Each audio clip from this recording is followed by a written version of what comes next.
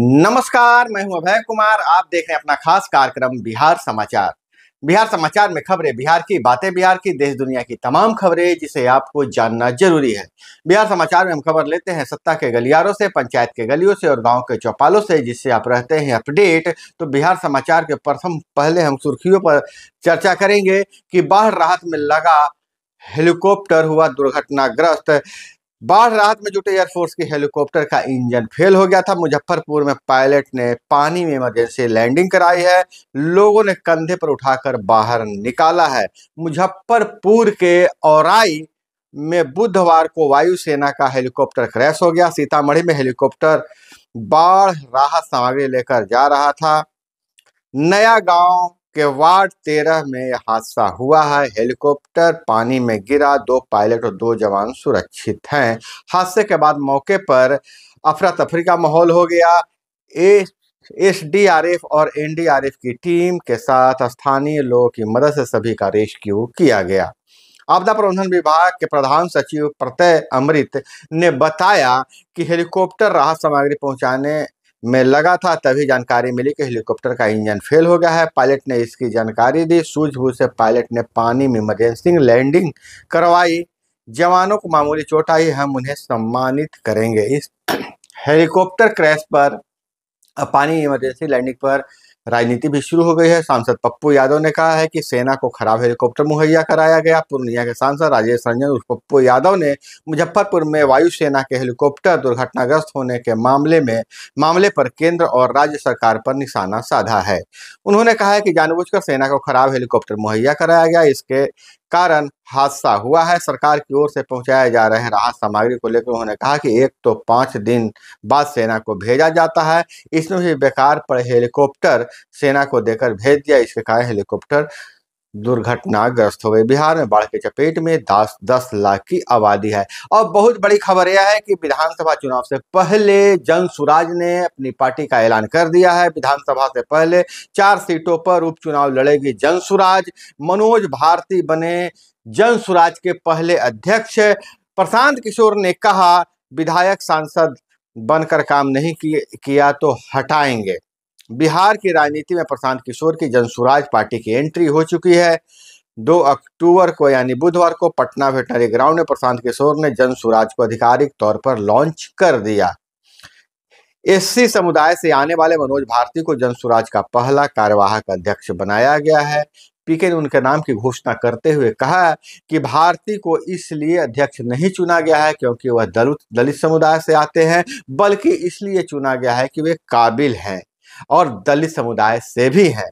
4 देशों से में राजदूत रह चुके मनोज भारती मधुबनी के हैं। पीके ने जैसे ही उनका नाम अनाउंस किया, उन्होंने हाथ जोड़कर लोगों का अभिवादन किया। पूर्व आईएफएस अफसर मनोज भारती का कार्यकाल मार्च 2025 तक रहेगा। इसके बाद अध्यक्ष चुनने के लिए फिर से चुनाव होगा। अगर मनोज भारती के बारे में बात करें तो मधुबनी के रहने वाले हैं, एससी समुदाय से आते हैं। स्कूल शिक्षा नेतरहाट से हुई है। आईआईटी कानपुर से इलेक्ट्रिकल इंजीनियरिंग की है। आईआईटी दिल्ली से एमटेक किया है। 1988 में यूपीएससी क्वालिफाई कर भारतीय विदेश सेवा ज्वाइन की। कई देशों में भारत के राजदूत रह चुके हैं। और वहीं गया से खबर आ रही है, गया में फाइनेंस कंपनी में डकैती, 3 को गोली मारी। 10 नकाबपोश बदमाशों ने बंधक बनाकर 3 लाख लूटे, एक की हालत गंभीर है। गया की निजी फाइनेंस कंपनी आईवीएम फ्यूचर निधि में डकैती हुई है। वारदात को अंजाम देने में 10 की संख्या में अपराधी आए थे, जो करीब 3 लाख रुपए लूट कर ले गए। चोर का शोर होने पर अपराधियों ने फायरिंग कर, इसमें 3 लोगों की गोली लगी है। कंपनी के डायरेक्टर रणविजय सिंह की हालत गंभीर बताई जा रही है, उन्हें आंख के पास गोली लगी है। अब शिक्षक समाचार और स्मार्ट मीटर और सर्वे की खबर से पहले थोड़ा सा एक चर्चा हम कर लेते हैं। आपको याद होगा, फर्जी आईपीएस मिथिलेश ने कहा था कि उनसे ठगी हुई है, लेकिन जो फर्जी आईपीएस से ठगी नहीं हुई थी, बल्कि वही लोगों को ठग रहा है। फर्जी आईपीएस की नहीं हुई है ठगी, खुद सिलवाई थी वर्दी। फरार मिथिलेश के मामा बोले नहीं दिए 2 लाख रुपए। अब सोशल मीडिया पर बड़े फॉलोअर पर बन रहे हैं गाने। 20 सितंबर को जमुई में फर्जी आईपीएस मिथिलेश मांझी को पुलिस ने बाइक से घूमते पकड़ा था। पुलिस ने को उसने बताया था कि खैरा निवासी मनोज सिंह ने आईपीएस बनाने के नाम पर ठगी की है, 2,30,000 रुपये लेकर वर्दी और पिस्तौल दी है। मनोज ने ही वर्दी पहनाई थी। अब पुलिस के जांच में मिथिलेश की सारी बात झूठी निकली। उसने आईपीएस बनने के लिए किसी को पैसे नहीं दिए थे, खुद ही वर्दी सिलवाई। पुलिस ने मिथिलेश का सीडीआर निकाला, जिससे पता चला कि मिथिलेश उस दिन खैरा गया ही नहीं था। उस दिन वो लखीसराय बाजार जूता खरीदने गया था। खैरा इलाके के खैरा इलाके में 4 मनोज सिंह नामक व्यक्ति हैं कि मिथिलेश से मुलाकात कराई गई, लेकिन किसी को उसने पहचाना नहीं है। मिथिलेश ने कहा कि 2 लाख रुपए मामा से लिए थे, पर उसके मामा ने कहा कि मैंने उसे किसी प्रकार के रुपए नहीं दिए थे। और मिथिलेश इतना चालबाज था कि अपना फोन नंबर भी रिश्तेदार का नंबर दे दिया था। और आज से आम लोगों के लिए बापू टावर खोल दिया गया है। 50 और 100 रुपए की एंट्री फीस है। आइसक्रीम कोन की तरह दिखता है, रात में सोने की तरह चमकता है। बापू टावर पटना के गर्दनी बाग में बापू टावर बनकर तैयार हो गया है। सीएम नीतीश कुमार 2 अक्टूबर गांधी जयंती के दिन इसका उद्घाटन किया है। अब इसे आम लोगों के लिए समर्पित कर दिया है। महात्मा गांधी को समर्पित यह अपने तरह का देश में यह पहला टावर है जो कोन की तरह दिखता है। और बिहार में जमीन सर्वे को लेकर नीतीश सरकार का स्पेशल प्लान अब कई जगहों पर चिन्हित किया गया है, जहां खास अफसर तैनात होंगे। बिहार सरकार द्वारा जमीन सर्वे कार्य समय पर पूरा करने का संकल्प लिया गया है। नीतीश सरकार ने पिछड़े अंचलों में विशेष पदाधिकारी की तैनाती की है और दखल खारिज मामलों के समाधान के निर्देश दिए हैं। आवेदकों को परेशान नहीं करने का आश्वासन दिया है। मुख्य बिंदु पर नजर डालें तो बिहार में जमीन सर्वे का काम जारी। नीतीश सरकार ने सर्वे के लिए विशेष अंचलाधिकारी तैनात करने का फैसला लिया है। मंत्री डॉक्टर दिलीप कुमार जायसवाल ने कहा कि जमीन सर्वे का काम समय पर पूरा होगा, किसी को परेशानी नहीं होगी। सरकार ने पिछड़े अंचलों की पहचान कर ली है, वहां दाखिल खारिज मामलों का निष्पादन तेजी से किया जाएगा। वहीं स्मार्ट मीटर ऑनलाइन रिचार्ज पर करने पर छूट मिलेगी। सरकार तरह तरह से प्रलोभन अब दे रही है। बिहार सरकार ने बताया कि उस पर अब क्या सुविधाएं मिलने वाली है। बिहार में स्मार्ट मीटर को लेकर विपक्षी पार्टियां सरकार पर सवाल खड़े कर रही है। ऊर्जा विभाग समय समय पर नोटिस जारी कर स्मार्ट मीटर का सकारात्मक पक्ष जनता को बताती है। विभाग ने नोटिस जारी कर बताया कि इसमें लगने से बहुत फायदे हैं। बिहार में कई जिलों के लोग स्मार्ट मीटर लगाने का विरोध कर रहे हैं। विपक्षी दल इसे स्कैम बता रहे हैं। लालू यादव की पार्टी राजद, प्रशांत किशोर की पार्टी जनसुराज, कांग्रेस पार्टी बिहार सरकार ने इस कदम को आलोचना कर रहे हैं। विधानसभा में नेता प्रतिपक्ष तेजस्वी यादव ने रविवार को सोशल मीडिया प्लेटफॉर्म पर स्मार्ट मीटर को लेकर सरकार से 13 सवाल दागे थे। सांसद पप्पू यादव भी इस मुद्दे को लेकर बिहार सरकार पर हमलावर है, लेकिन बिहार सरकार स्मार्ट मीटर लगाने को लेकर प्रतिबद्ध है।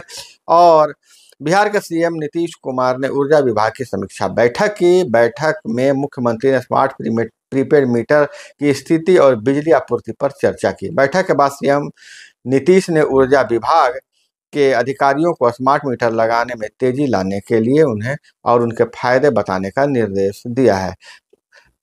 और यह बताया गया क्या क्या फायदे होंगे। तो निःशुल्क लगाया जा रहा है smart prepaid meter. Online recharge करने पर 3% की विशेष छूट है। एक समान है स्मार्ट प्रीपेड मीटर और सामान्य मीटर का मीटर दर।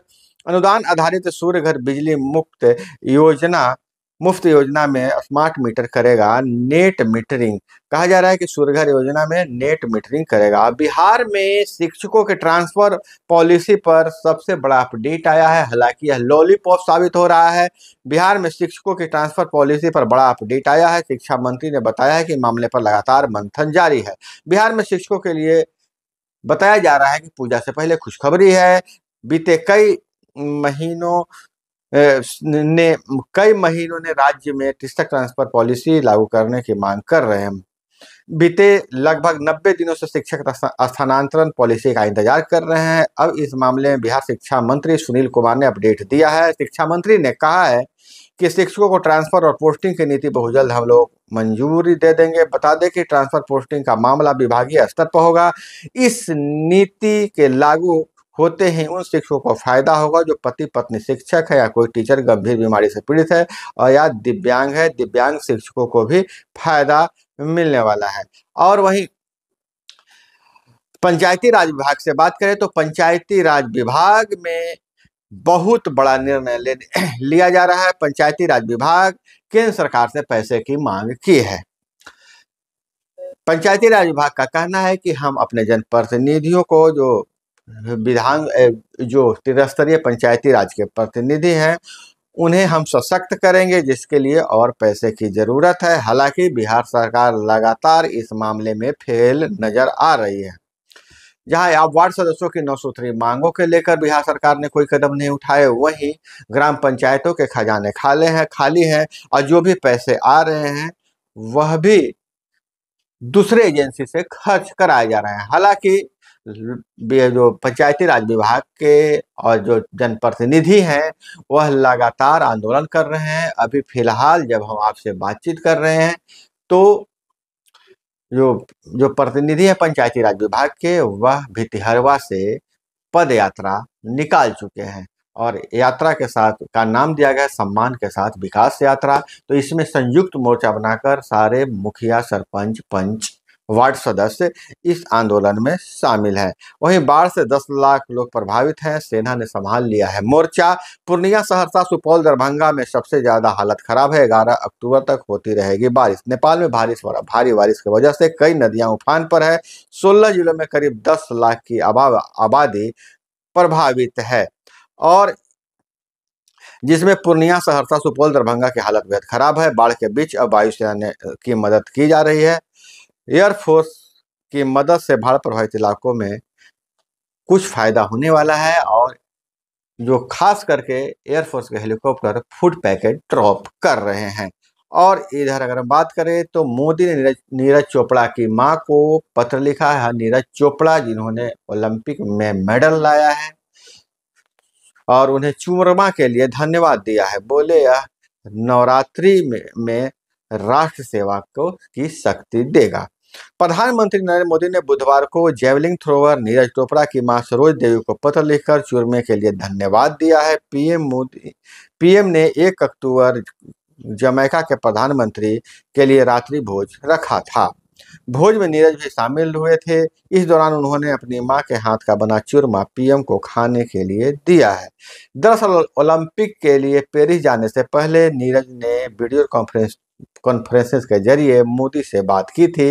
यहाँ मोदी ने नीरज से उनकी मां के हाथ का चूरमा खिलाने का आग्रह किया था।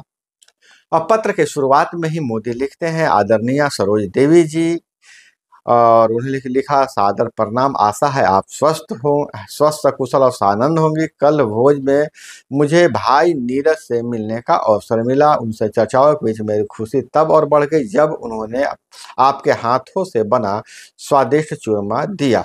नीरज अक्सर उनसे चूरमे की चर्चा करते हैं, लेकिन आज इसे खाकर वह भावुक हो गए। आपके प्यार और स्नेह और अपनेपन भरे इस उपहार ने मुझे मेरी माँ की याद दिला दी। और वहीं अगर बात करें तो लेबनान में 2 किलोमीटर तक घुसे इजरायली सैनिक। हिजबुल्लाह ने 3 टैंक तबाह किए। इजरायल के 8 सैनिकों की मौत हुई, 18 घायल हुए हैं। लेबनान के दक्षिणी इलाके में इजराइल और हिजबुल्लाह के बीच जारी जमीनी लड़ाई में बुधवार को इजरायली सेना 2 किलोमीटर अंदर मरून अल रस गांव पहुंच गई है। बीबीसी के मुताबिक यहाँ इजरायली सैनिकों की हिजबुल्लाह के लड़ाकों से मुठभेड़ भी हुई है। आमने सामने की इस लड़ाई में अब तक इजरायल के 8 सैनिकों की मौत हो गई है, जबकि 18 घायल हुए हैं। इजरायल लेबनान में हिजबुल्लाह, गाजा में हमास और ईरान और यमन में हूतियों से लड़ाई लड़ रहा है। मंगलवार रात ईरान ने इजरायल पर 200 बैलिस्टिक मिसाइलें दागी है। हालांकि इजरायल के मुताबिक ईरान ने उस पर 180 मिसाइलों से हमला किया है। हालांकि इजरायल का जो डिफेंस सिस्टम है उस डिफेंस सिस्टम के आगे ईरान के बैलिस्टिक मिसाइलों का कुछ नहीं चलेगा। लेकिन अगर अब इजरायल पलटवार करेगा तो ईरान के लिए सोशल मीडिया पर कहा जा रहा है रिप ईरान। तो दोस्तों यह थी वो तमाम खबरें जिसे आपको जानना जरूरी था। इसी तरह से खबरों के लिए जुड़े रहिए हमारे साथ। चैनल पर नए तो चैनल को सब्सक्राइब कर लीजिए। वीडियो पसंद आए तो लाइक जरूर कीजिएगा। मिलते हैं अगले वीडियो में। जय हिंद, वंदे मातरम।